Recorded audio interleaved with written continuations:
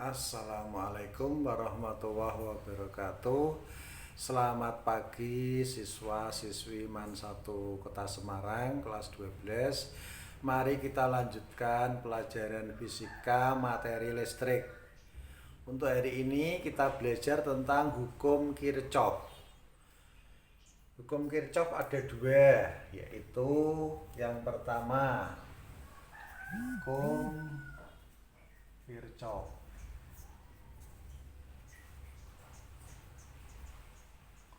Hukum 1 Kirchhoff.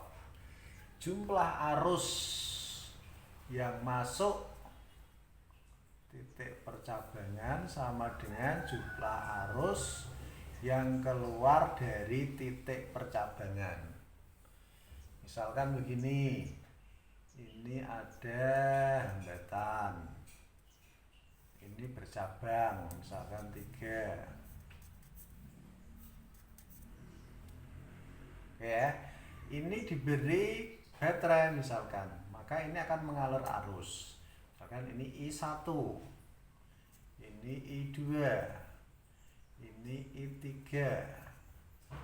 ini I4.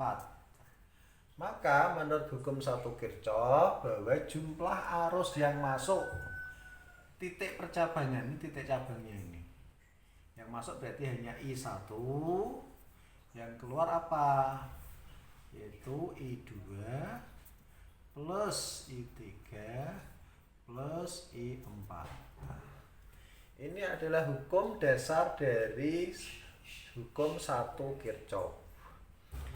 Yang kedua adalah ini yang lebih lebih kompleks, yaitu hukum 2 Kirchhoff. Hukum 2 Kirchhoff. Intinya bahwa kalau hukum 1 Kirchhoff itu tentang arus, kalau hukum 2 Kirchhoff itu tegangan.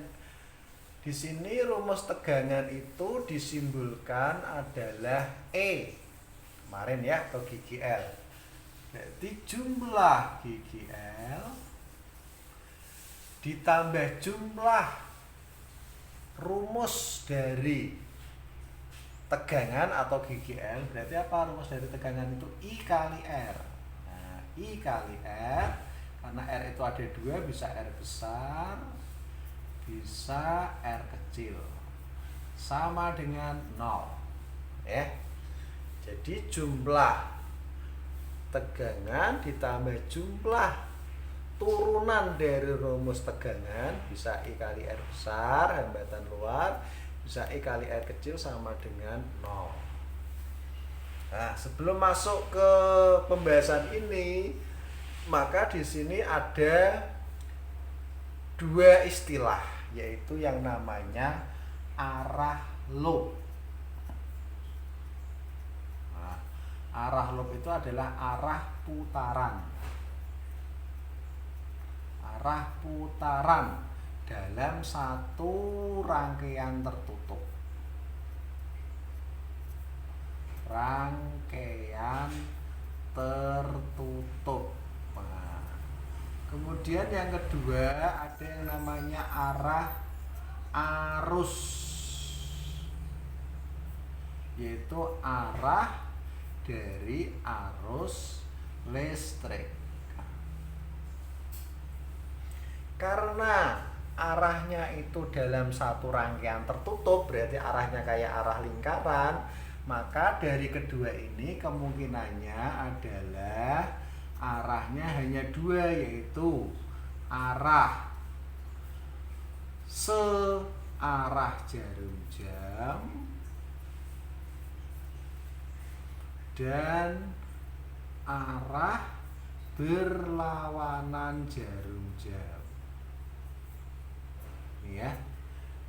Jadi arah loop dan arah arus itu arahnya muter kayak lingkaran begitu, maka kemungkinannya ada 2, yaitu arah muternya itu searah jarum jam dan arah satunya berlawanan jarum jam.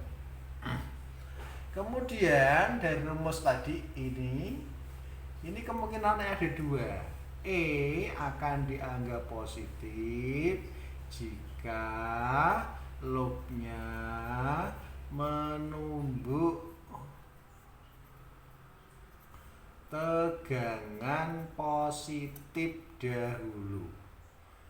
Jadi yang namanya E itu kan simbolnya kemarin ada pendek dan panjang. Maka yang panjang itu positif. Jadi kalau loopnya itu menabrak kutub positif dulu, kutub yang panjang, maka dia akan positif. Jika loop menumbuk tegangan positif dahulu. Sedangkan I di sini akan positif jika arah arus listriknya searah dengan arah loop. Nah, jadi nanti di sini E itu bisa positif bisa negatif. E itu akan positif jika loopnya nabrak yang panjang dulu. I di sini akan positif jika arah arusnya searah arah loop, baik ini atau ini. Jangan ada punya arah R besar atau R kecil. Jadi yang punya arah nanti yang punya nilai positif atau negatif adalah E sama I. R selalu positif. Oke ya, itu rumus-rumus yang harus dipahami. Hukum 1 Kirchhoff, sigma I yang masuk sama dengan sigma I yang keluar. Hukum 2 Kirchhoff mengenai tegangan, yaitu sigma E plus sigma I kali R plus sigma I kali R kecil sama dengan 0. Itu rumus-rumus yang harus dipahami. Setelah ini kita lanjutkan dengan contoh-contohnya. Terima kasih. Assalamualaikum warahmatullahi wabarakatuh.